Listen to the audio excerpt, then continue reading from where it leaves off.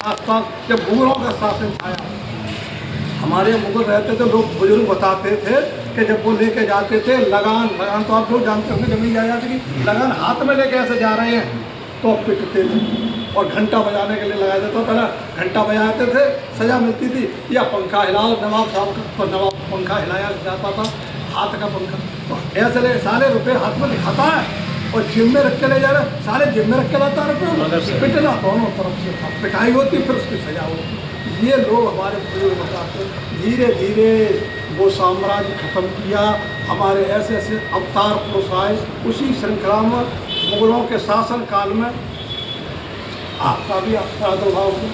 और यहाँ कौन थी ये आपको जानकारी बताओ, ये कौन थी? ये छोटे ये आपके धनगर परिवार में पैदा हुई थी। इतिहास पढ़ना शायद कोई दे ना था, वो लोग नहीं देते हैं, बहुत सी बात है। धनगर परिवार में पैदा हुई, इतनी तपस्वी थी, छोटेपन से एक मंदिर में ये तपस्या कर रही थी बैठी, और वहाँ से राजा निकला, उसका मैं नाम भूल गया, जो इनके पति बने, उन्होंने हाँ, तो उन्होंने देखा कि उन्होंने इनको अपनाया, जिससे शादी की, इनके घर पर खबर गई, तो शादी हुई, सब कुछ 10 साल के, जब 11 साल की उम्र में इनकी शादी हुई थी, तो एक इनके पुत्र पैदा हुआ और एक पुत्री। मेरा माइंड थोड़ा उनकी वजह से डिस्टर्ब होगा ना, पूरा इतिहास सुनाता, इधर उनकी बहुत पूजा होती है राजस्थान में, मध्य प्रदेश में और इंदौर में, तो हाँ, तो कहने का मेरा मतलब ये है कि जब ये तपस्या जीवन का देखा, राजा भी हिल गया। जैसे राजा दुष्यंत ने सत्यवती से शादी की, सत्यवती कौन थी? जाति से धीमर। पहले के राजा लोग कैसे शादियाँ करते थे, तभी तो ये रक्षाबंधन चला, तभी तो जो का दिया, ये किसी की सुंदर बेटी को देखा, किसी की सुंदर लड़की को देखा, सुंदर बहू को देखा, और ये अपनी पत्नी बना लेते। 4 महीने काम करते थे ये, कब? बरसात के दिनों में, तभी दोनों त्यौहार बरसात में आते हैं, रक्षाबंधन। तो भाइयों से कहा बहनों ने कि तुमको शर्म नहीं आती, तुम्हारे सामने और ये हमको खींच के ले जा रहे हैं, तो हमारा विरोध नहीं कर सकते, और तुम मायूस हो जाते, तो अपनी शक्ति को जगाओ, तुम्हारे अंदर वो शक्ति है कि धाम को बदल सकती है। तब वो जागे भाई, तो भाइयों के रक्षा का बंधन बांधा।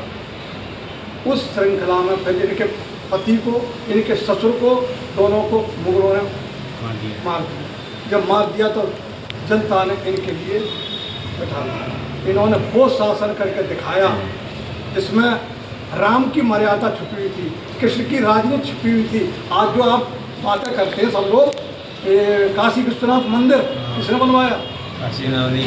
वो इनका काम है, क्योंकि इन शिव जी ने प्रकट होकर के इनको दर्शन दिया, तो शिव जी के प्रभाव, इसलिए इन्होंने काशी विश्वनाथ का मंदिर का निर्माण कराया। आज लोग नेता लोग चालबाजी में जात पात निकालते हैं, जो काम हमारे संत महापुरुष कर गए, संतों की कोई जात नहीं होती है, महापुरुषों की, ज्ञानियों की कोई जात नहीं होती है, और जो जाति मानता है वो भी कुछ है ही नहीं, अभी कुछ नहीं। मास्टर स्कूलों बच्चों को आ रहा है, वो जाति से देख रहा है कि तू कौन करा दे, तू कौन करा।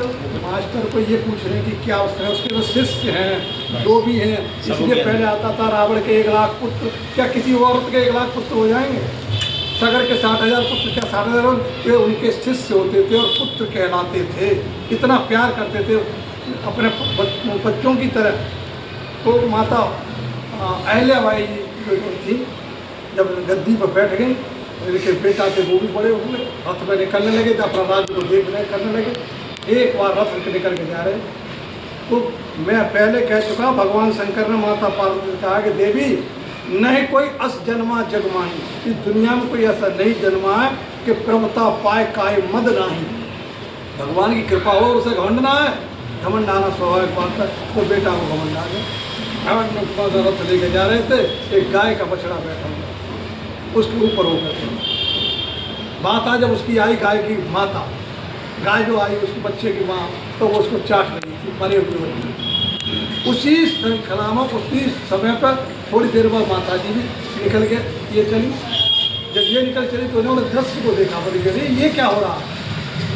तो माँ गाय इशारा कर रही थी और चाटती जा रही थी, मेरा बेटा मार दिया, बोल तो नहीं पा रही थी। तो एक रथ से नीचे उतरी, बोले ये किसने किया? कोई बताया नहीं चाहिए नहीं।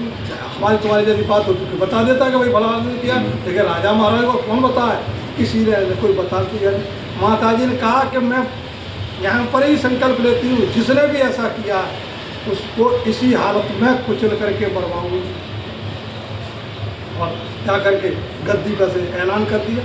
तब किसी ने कहा, मंत्री ने कहा, माता जी ये क्या कर रही हो, कुंवर साहब ने ऐसा किया। बोले न्याय में कुंवर साहब नहीं, चाहे कोई कुंवर साहब हो चाहे मैं खुद हूँ, मैं खुद भी दंड लेने के अधिकारी हूँ। तो उन्होंने जब रथ की तैयारी की, जाओ उसको उसी तरह कुछ उनसे कहा, बेटे जाओ वहीं उसी हालत में ले दो जैसे गाय का बछड़ा लेकर, उसी जगह पर पहुँचा दिया। और अब कोई रथ कौन चलाए, कौन ऐसा व्यक्ति पैदा होगा वहाँ जो उनके सामने और उनके बेटे को मारे जाकर चढ़ा करके, तो इन सब ने हाथ जोड़ी, माता हमारा ये काम नहीं, माता हमारा ये काम नहीं। अच्छा तो तुम लोग न्यायकारी हो, अन्यायकारी, तो अन्याय को देख रहे हो, अन्याय कर रहे हो, तुम कैसे मेरे मंत्री हो, ये काम मैं खुद कर दूँ। रथ पर बैठ कर सवारों पर चलाया, और जैसे ही रथ को बच्चों को चढ़ाने वो तो पड़े हुए थे, चढ़ाने की तैयारी की, सोई गाय में से भगवान शंकर प्रकट हुए। बोले धन्य है अहल्या, कहने आज वो काम करते। आज दुनिया हम लोग जानते ही नहीं कुछ, इनको तो देवी का दर्जा मिला हुआ है। आप जब आ जाएँ, अब इनकी की फोटो है, मायावती के हाथी दिखाई दे जाए फोटो, क्या है देश में एक हाथी की पूजा करो जाएगी। मैं दिल्ली में गया है अभी, मैंने देख करके, तो मैंने देखा हजारों हाथी लगे पड़े, बताओ हाथी पार्क होगा क्या हो। विचार करो, आज सोचो कि हम कैसे देश के रहने वाले हैं।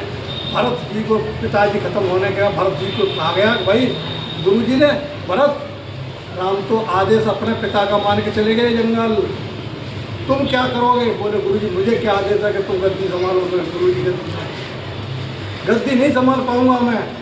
अरे गुरु जी क्या क्या नहीं मानोगे। बोले गुरु जी की आज्ञा तो मान लूंगा, गद्दी पर तो मैं बैठ जाऊंगा, पर ये जो पृथ्वी है ये रसातल में चली जाएगी, भरत के गद्दी पर बैठेगी।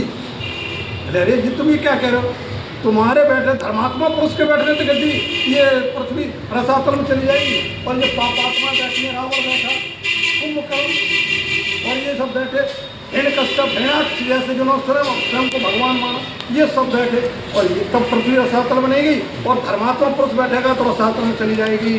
तो भरत जी ने क्या जवाब दिया, गुरु जी पृथ्वी माता जानती है कि ये पापी हैं, उन पर विश्वास नहीं किया।